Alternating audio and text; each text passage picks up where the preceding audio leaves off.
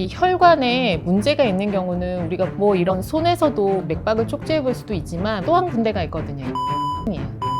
신경과 의사인 저조차도 이 벼락 두통으로 오시는 분들은 굉장히 긴장이 돼요. CT도 찍어보고 MRI, MRA 다 해보는데 방송 보시는 여러분들도 진짜 어지럼증, 아까 방금 여러 가지 좀 특징적인 딸꾹질 이런 거 있으면 이거는 진짜 중풍일 수 있다. 네, 안녕하세요. 운동한 내과의사 닥터입니다. 오늘은 정말 아름다운 신경과 선생님 한 분이 제 채널을 방문하셨습니다. 제가 이분은 방송국에서 참 어머니로 모시는 분입니다. 엄마? 얘야. 제가 처음 이분을 뵀을 때 정말 아나운서인 줄 알았어요. 너무 방송을 잘 하시는데 또 신경과 지식이 너무 출중하시더라고요. 그래서 제가 꼭 모시고 싶었던 분입니다. 서울대 출신의 신경과 전문의시고 유튜브 채널 브레인튜브를 운영하시는 손유리 선생님 소개하겠습니다. 안녕하세요. 닥터 딩유 구독자 여러분 너무 반갑습니다. 저는 브레인튜브라는 유튜브 채널을 운영하고 있는 신경과 전문의 손유리라고 합니다. 와, 반갑습니다. 네. 아이고, 그 MBC 기분 좋은 날에 출연해가지고 처음 뵀는데 오늘은 좀 중풍, 뇌경색에 대해서 전조 증상이나 검사하는 법에 대해서 여러 가지 좀 여쭤보겠습니다. 알겠습니다. 네. 우리 닥터님 시청자 여러분들이 이제 딱 중풍 맞는 순간 얼굴 반이 마비되고 팔에 힘이 빠지고 말이 어버버하게 나오는 요 정도는 이제 다 아십니다. 패스트. 요거 있으면 뭐 빨리 119 불러야죠.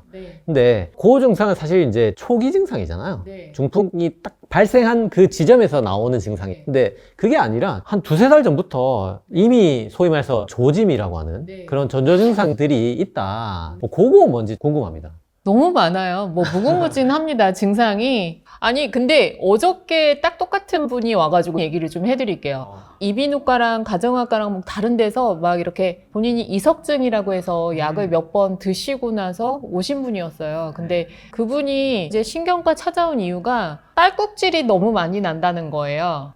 네. 이석증 치료를 했는데 어지러운 거는 그냥 조금 좋아졌다 나빠졌다 하는데 딸꾹질이 너무 자주 난다는 거예요. 저 벌써 소름 돋는데. 그쵸. 그래서 저는 그분 딸꾹질 했다는 소리를 듣고 굉장히 감이 안 좋더라고요. 이제 검사를 해보니까 이석증이라고 보기에도 약간 한쪽으로 좀 기울어지시는 게 많고 이런 안구 운동이 약간 비정상적으로 나오셔서 MRI를 찍었더니 아니나 다를까 뇌경색이 딱 생기셨더라고요. 야, 진짜 소름 돋는다. 이분이 다행히 어지럼증만 있었기 때문에 어느 정도 일상생활을 하셨을 텐데 진짜 마비가 생기거나 이랬다면 되게 중환자실에 입원하셔야 됐을 분인데 그 증상이 요만하니까 그냥 그렇죠. 잘 지나가신 거다. 저희가 보기에는 다행이긴 하죠, 사실. 그래서 어지러운 거 이번 처음이셨어요? 물어보니까 몇 달 전에도 이렇게 똑같은 어지럼증도 있었고 왼쪽으로 팔다리 약간 힘 빠지는 느낌이 있었다고 하시더라고요. 그래서 팔에 힘 빠졌는데도 막 피곤하네? 뭐 이러면서 약간 주무르다가 주무시거나 맞아. 진짜 이거. 저한테 어지럼증으로 MRI 찍었을 때 뇌경색 오시는 분들 대략적으로 보면 어지럼증이 이번엔 처음이 아니었어요. 내가 피곤한가? 당뇨 조절이 안 되나? 그냥 넘기시다가 오신 분들이 있더라고요. 그래서 저는 첫 번째 어지럼증에 대해서 그냥 지켜보지 말고 만약에 이게 자주 반복되거나 다른 증상이 있거나 내가 당뇨라던가 고혈압이라던가 고지혈증 같은 이런 혈관성 질환이 있다면 꼭 한번 검사를 하고 넘어가셔야 되지 않나 생각합니다. 사실 어지럼증이 중풍의 전조 증상이라는 것도 소름이지만 그거 당연히 가야 되는 거지만 그냥 귀의 문제라도 저는 좀 어지럼증은 신경과 가자.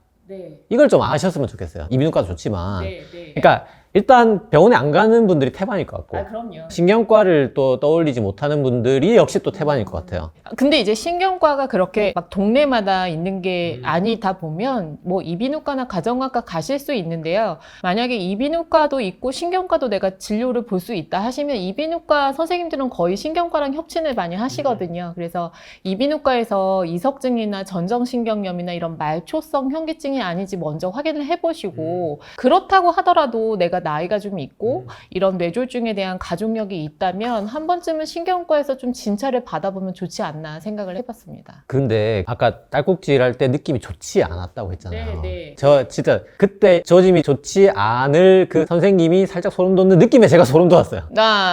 네. 어떤 느낌이었나요? 그 느낌이. 그쵸. 이게 진짜 서울대병원에서 뇌졸중 중환자실에서 딸꾹질 하는 환자들이 되게 많았었거든요. 어지럽다가 약간 빙빙 돌다가 딸꾹질이 나오고 삼킴이 안 되면서 발음이 좀 어눌해졌을 때 그때 이제 중환자실에서 식사도 못하고 콧줄 끼면서 계속 딸꾹질을 하시는 경우가 많은데요. 이 딸꾹질도 그냥 위에서 이 횡격막과 위장의 이런 밸런스가 깨지면서 생기지 않나 이렇게 생각할 수도 있지만 이 중추신경에 문제가 있어도 딸꾹질이 정말 잘 생길 수가 있거든요. 이 뇌에서 호흡뿐만 아니라 심박동, 여러 가지 장운동을 담당하는 곳이 뇌관이라는 곳에 있는데 여기에 뇌경색이 생기면 정말 이런 자율신경계에도 문제가 있을 수 있어서 위험할 수 있습니다. 정말 이런 거는 살아있는 지식일 것 같고 네. 방송 보시는 여러분들도 진짜 어지럼증 아까 방금 여러 가지 좀 특징적인 딸꾹질 이런 거 있으면 이거는 진짜 중풍일 수 있다. 맞아요. 네, 그런 생각을 좀 해보시면 좋을 것 같고 딸꾹질이 뭐 2박 3일 이렇게 가거든요. 근데 이제 뭐 위장약만 먹고 막 등 두드리고 이렇게 하시지 마시고 숨 꼭 참고 병원에 맞아요. 한번 가봐야 돼요. 그리고 또 한 가지는 이 뇌경색 있기 전에 좀 혈액순환에 문제가 있는 경우가 있습니다. 그래서 이 혈관에 문제가 있는 경우는 우리가 뭐 이런 손에서도 맥박을 쪽지해 볼 수도 있지만 맥박 쪽지해 볼 수 있는 곳이 또 한 군데가 있거든요. 이 발등이에요. 발등. 그래서 만약에 이런 말초에 동맥 혈류순환이 잘 되지 않거나 그랬을 때 발등을 만져보고 이 맥박이 제대로 느껴지지 않는다면 그때도 한 번쯤 혈관 검사를 좀 해보시면 좋을 것 같습니다. 사실 요즘에 뭐 나중에 이야기 나오겠지만 경동맥 초음파도 많이 하는데 발등 동맥 같은 경우에는 아예 그냥 안 잡혀버리는 분들도 계시다는 거죠. 그쵸. 이제 뭐 경동맥 초음파를 봐서 이 동맥경화를 측정할 수도 있지만 우리가 손쉽게 그냥 초음파를 대지 않고도 할 수 있는 게 이런 맥박의 촉지거든요. 그래서 내가 혹시라도 이제 우리 어머니가 많이 누워 계시고 좀 팔다리도 약간 색깔 변화도 있다 한다면 한번 발등을 좀 먼저 만져보는 것도 좋을 것 같아요. 저는 그 두 그룹은 반드시 만져야 된다고 생각합니다. 그게 흡연자하고 당뇨. 맞아요. 네. 당뇨는 아예 지침에 그냥 1년에 한 번씩 만져보라고 돼 있어서 근데 그게 중풍의 전조 증상일 수 있다. 흡연이나 당뇨 자체가 쉽게 공격할 수 있는 곳이 말초의 혈관이잖아요. 근데 이제 발등 먼저 촉지를 해보고 만약에 문제가 있다면 당연히 그 다음부터는 심장이나 뇌혈관에도 문제가 있다는 걸 인지를 하시고 검사를 해보셔야 되겠죠. 하나는 이제 제가 말씀드리고 싶은 거는 건망증. 우리가 나이 들면서 기억력이 자꾸 떨어지고 했던 말 또 하고 단어 기억이 제대로 안 나고 이러는데 우리가 뭐 진짜 반칙으로 안면마비 말하는 거 이제 구음장애 뭐 이런 팔다리 마비도 있지만 치매처럼 단순히 기억력이 좀 떨어지고 선망처럼 좀 헷갈리거나 이런 이제 단어나 시간에 대한 개념이 헷갈리면서 갑자기 혼동이 오는 게 몇 분간 이렇게 지나가시는 경우도 있기는 합니다. 그래서 내가 수영장에서 내가 왜 여기 있는지도 모르겠고 잠시 한두 시간 동안 옆 사람한테 계속 제가 여기 왜 있죠? 뭐 이렇게 헷갈리면서 자꾸 물어보시는 아주머니들이 우리 이제 5, 60대 여성분들이 수영장에 되게 많이 다니시는데 이 수영장에서 이벤트들 있고 나서 MRI를 찍어보면 뇌경색도 있는 경우가 있지만 그 동안에 이렇게 뇌에 동맥경화성 병변들이 늘어나면서 약간 미니 뇌졸중들이 굉장히 많이 지나간 흔적들을 보이시는 분들이 있거든요.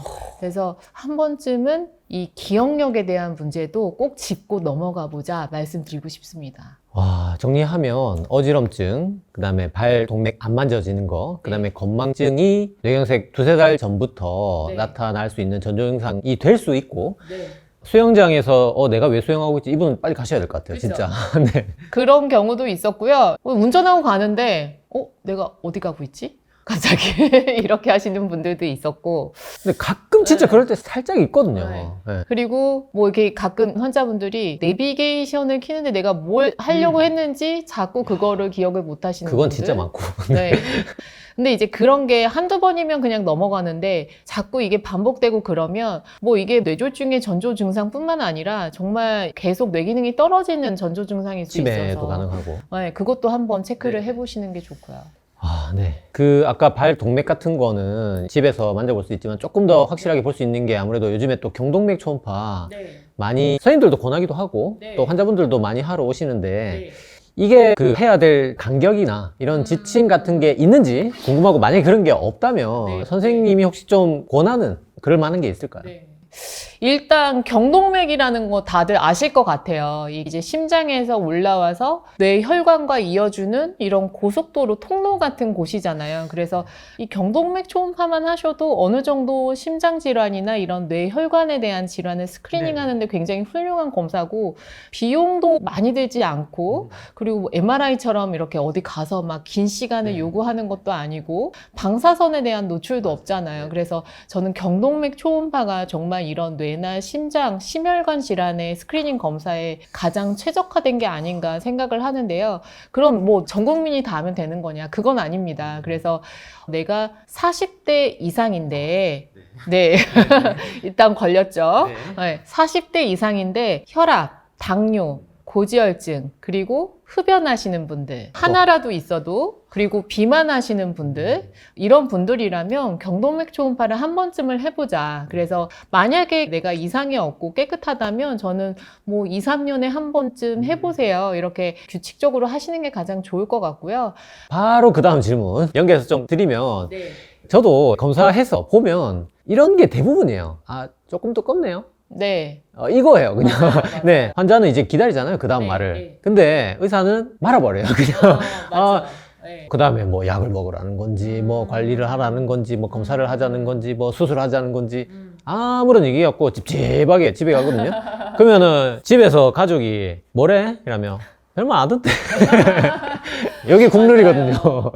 또 하필 국룰이 1.2mm예요. 1.2mm면요, 뭐 해피한 거죠. 아, 그런가요? 네. 근데 이제 진짜 심하신 분들은 보통 경동맥이 50% 막혔다.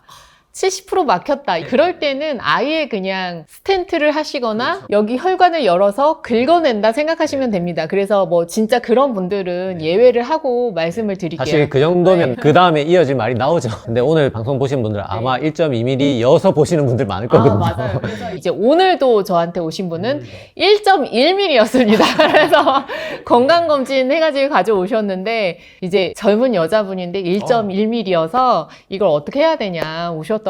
그래서 이제 말씀을 드리면 일단 우리가 두께를 측정을 할 때 1mm 이하면 대부분은 두고 봅니다.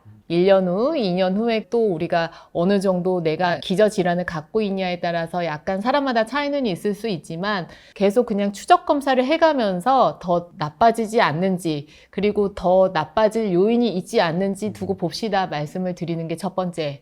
그리고 가장 애매한 이런 마의 구간이 1mm에서 1.45mm 그 사이인데요.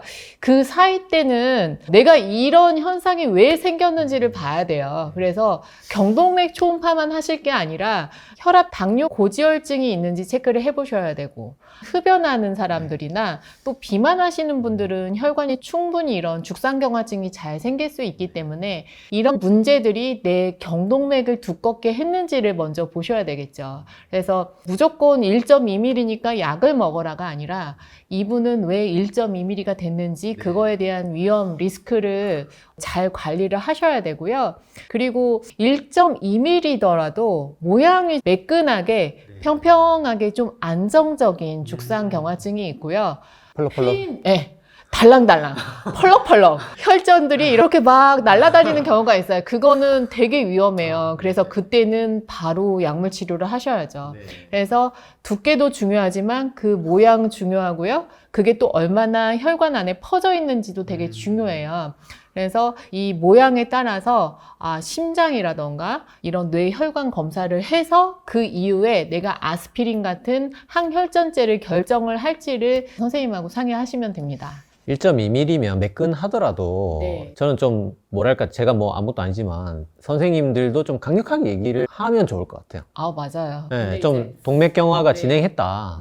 는 어떻게 보면 조기의 신호 같은 거잖아요. 그렇죠. 네. 그런 얘기를 해드려야 되는데 우리가 이제 병원에서 하도 많은 이런 반신 마비 환자분들이나 되게 심한 뇌졸중 환자들을 보다 보면 뭐 이 정도 괜찮아요. 뭐 이렇게 이제 하시는 경우가 있는데 그게 이제 그 분들한테는 또 5년 후, 10년 후에 되게 큰 변화를 일으킬 수가 있어서 저도 되게 느낀 건데 1.2mm더라도 내가 이게 왜 생겼는지 정확하게 알아서 그게 1.3mm가 되지 않게 굉장히 조심을 하시고 맞아요. 네. 관리를 하셔야 된다는 거죠. 야, 정말 그 내과도 마찬가지예요. 당뇨 뭐 인슐린 막 20단위 먹고 막 이런 분들 보니까 네. 당뇨 전 단계에 대해서 솔직히 세게 말하지 않는 분들이 대부분이에요. 맞습니다. 선생님들이. 그냥, 예. 근데 이건 환자분들이 좀 아셔야 된다고 생각해요. 이게 뭐랄까 내 생활 습관이 상당히 잘못돼 있다.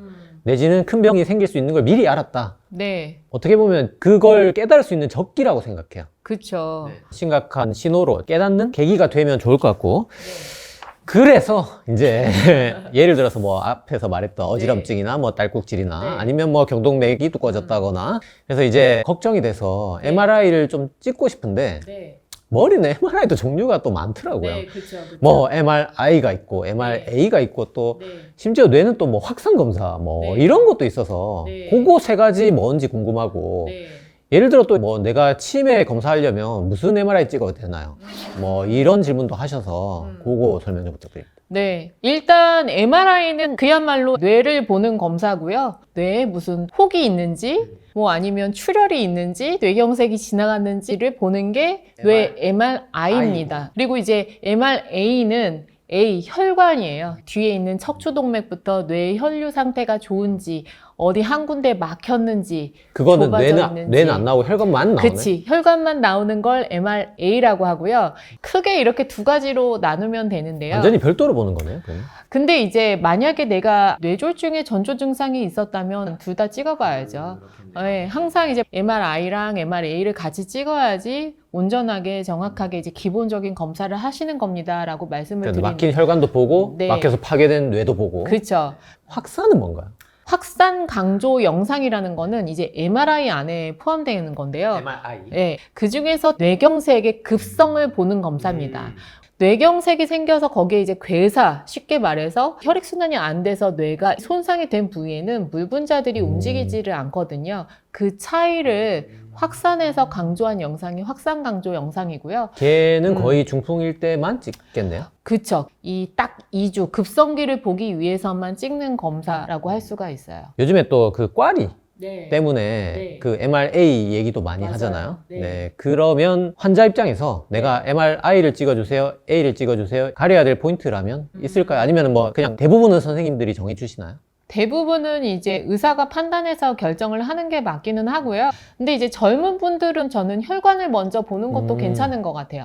만약에 이제 40대인데 내가 흡연을 하고 혈압 조절이 잘 안 된다 그러면 그 사람들은 뇌가 뭐 노화돼서 보는 것보다는 어쨌든 혈관이 막혔거나 이제 동맥류가 있거나 혈관이 막 터질 위험이 있을지 그런 거를 보는 경우가 많아서 혈관 검사를 먼저 해봐도 되고요. 얼마 전에도 이제 한 70세의 여자분이 계셨었는데 그분이 뇌동맥류가 한 1cm인 상태에서 계속 그냥 검사만 하셨어요. 수술하기도 애매하고 1년 단위로 검사를 했던 분인데 그분이 되게 충격적인 얘기를 하시더라고요. 네. 한 달 전에 아들이 저 세상 갔대요. 뇌동맥류로. 아, 40대인데.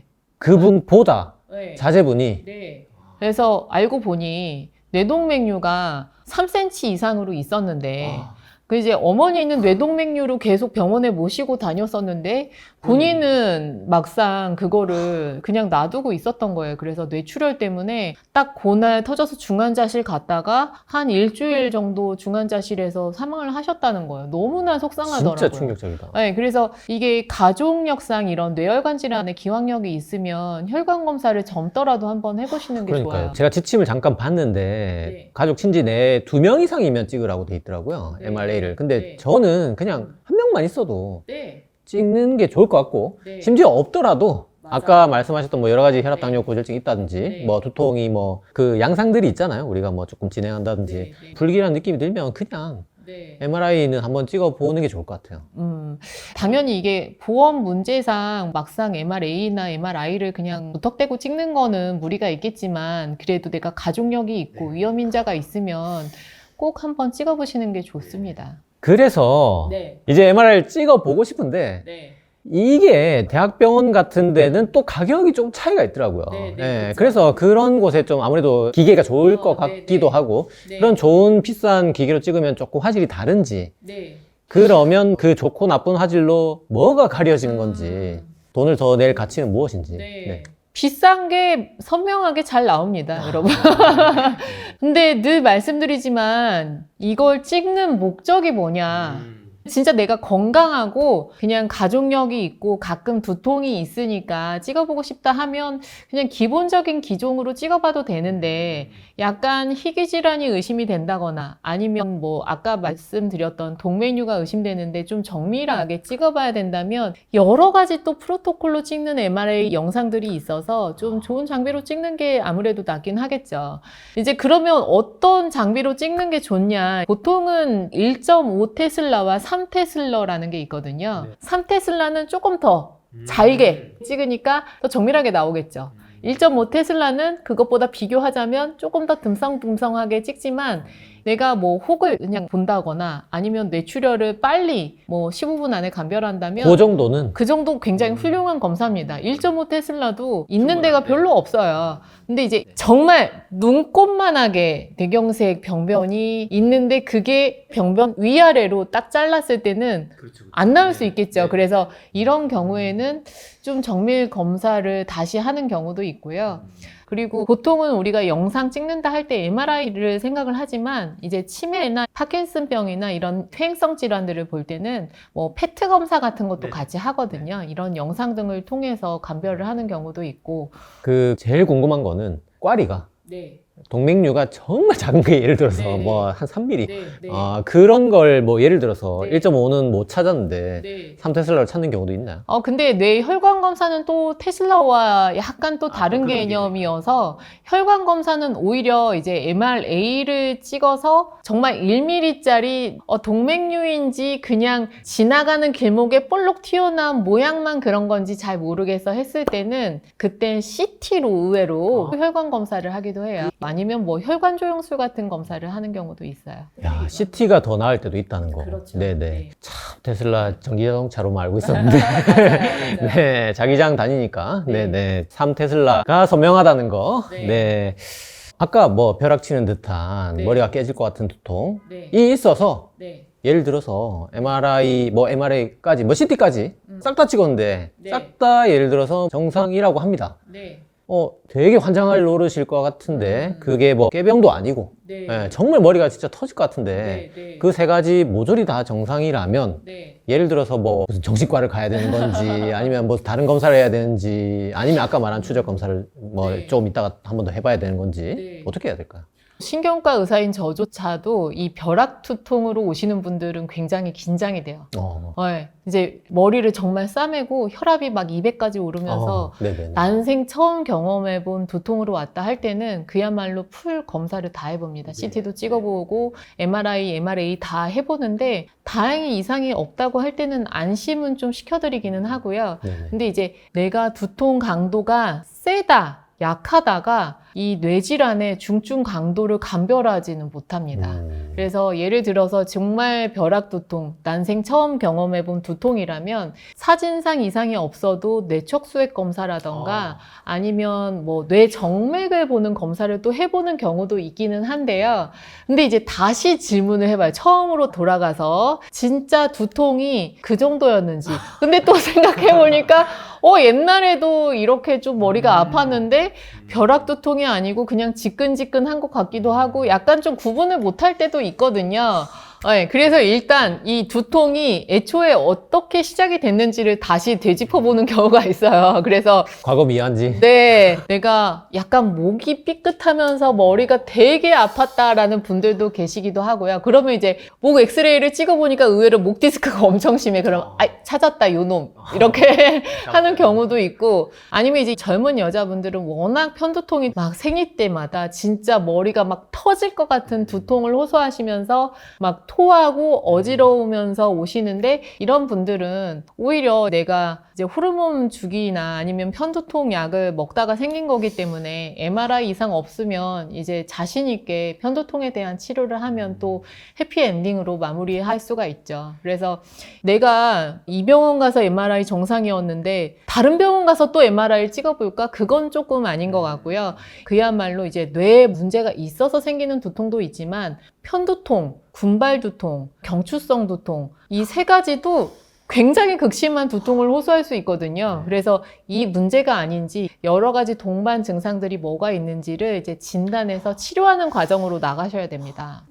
두통은 진짜 어려운 것 같아요. 일단 제가 정리를 해보자면 네. 첫 번째 벼락이 치는 것 같다든지 두 번째 생애 처음 겪어본 두통이라든지 네. 그다음에 머리가 터져 나올 것 같다든지 요 세 가지는 정말 풀로 검사는 일단 해보셔야 된다. 당장 그냥 이걸 볼 시간이 없어요. 얼른 가세요. 이 영상 끄고 그냥 바로 119 네, 뭐든 네, 어쨌든 맞아요. 빨리 네. 가셔야 되는 건 맞고 두 번째로 풀로 검사를 해서 이상이 없으면 1차적으로 대부분 한 90%는 제가 보기에 안심하셔도 된다. 여기까지는 일단 네. 네네 그걸 또 믿는 것도 어느 정도 필요한 것 같고 그렇죠. 거기서는 이제 그 고통에 대한 게 좀 과정되지는 않았는지 좀 평가도 한번 더 해봐야 될 것 같고 네. 그다음에 거기서 뭐 검사를 더 들어갈 수도 있지만 아까 말씀해 주셨던 여러 가지 두통들 좀 감별해 보는 게 좋겠네요.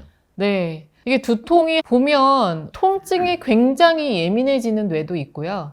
되게 무딘 뇌도 있어요. 이 통증에 예민한 뇌는요, 편두통 환자들이 얘기하시는 거 들어보면 이렇게 날씨가 조금만 더워져도 아프고 커피 한 잔 마셔도 바로 두통으로 나타나고 그래서 이제 되게 내가 항상 두통을 달고 사는 사람이니까 남들이 볼 때도 쟤 너무 예민해 이렇게 생각하는데 되게 안타까워요. 근데 이제 그거를 편두통인지 모르고 그냥 예민한 사람으로 쭉 지내냐 아니면 편두통을 진단을 받고 그냥 일상생활에 문제가 없을 정도로 끌고 가느냐는 내가 사는데 되게 중요해요. 그래서 그건 진짜 진단을 정확하게 받아보셔야 돼요. 참 편밍아웃을 하자면 네. 제가 편두통이 그러시구나. 심한데 네. 예, 정말 진짜 그걸 옆에서 너 예민하다고 하면 안 됩니다. 정말 맞아요. 그 아까 어지럼증처럼 신경과를 가야 되는지 모르는 사람이 많아요. 예, 정말 이건 가야 되는. 예, 가서 진단받으면 말씀하신 대로 삶의 질이 달라지고 그걸 하라고 치료해 놓은 병원이 있는 걸 정말 안타깝게도 몰라서 못 가는 분들이 맞아요. 많아요. 예, 맞아요. 절대 그건 예민해서도 아니고 꾀병도 아니에요. 정말 진짜 머리 터져 나올 것 같은 건데 네. 검사에는 또 이상이 없다 하니 되게 좀 편견을 가지고 계신 분들이 많을 것 같은데 꼭 이 방송 보시는 분들은 뭐 편두통이든 아니든 뭐 신경과 진료를 좀 보시면 좋을 것 같습니다. 저도 편두통입니다. 편두통 내과 의사와 편두통 신경과 의사가 진행하는 닥터잉요. 자, 하지만 신경과에서 역시 왕 중의 왕 많기도 하고 또 가장 심각하기도 한 게 결국은 중풍일 것 같고 이런 뇌경색을 예방하기 위해서 다 알죠. 뭐 운동해야 되고 뭐 술 담배 끊어야 되고 다 아는데 정말 마지막에 오늘 이 시간에 내가 이거 하나만 딱 기억할게. 손유리 선생님이 하나만 꼽아줘 하면은 뇌경색 예방 수칙으로 뭘 추천해 주시겠습니까? 뇌경색으로 사망하지 않고 관리를 잘 하시는 분들 보면 딱 한 가지, 혈압 관리 잘 하세요. 네, 정말 저 이 혈압 때문에 진짜 너무 마음이 아픈 경우가 많은데요. 이 미국이든 전 세계적으로 뇌경색 환자들을 조사를 해보면 90% 이상은 혈압으로 인한 뇌경색인 경우가 많습니다. 거의 그래서 다네요. 네, 내가 뭐 이런 가족력 아니면 뭐 모야모야병 같은 희귀 질환을 가지고 태어났다. 이런 건 내가 어떻게 할 수 없지만 여러분 혈압 조절하는 거는 혈압 재서 관리 받고 혈압 높으면 약 먹고 혈압 떨어졌으면 약 끊으면 되거든요. 혈압 관리를 잘하면서 우리나라의 사망률이 굉장히 낮아졌습니다. 그래서 혈압 관리 잘하시고 또 한 가지만 욕심내자면 운동화 신고 나가서 좀 뛰세요. 걸으시고 운동하셨으면 좋겠습니다.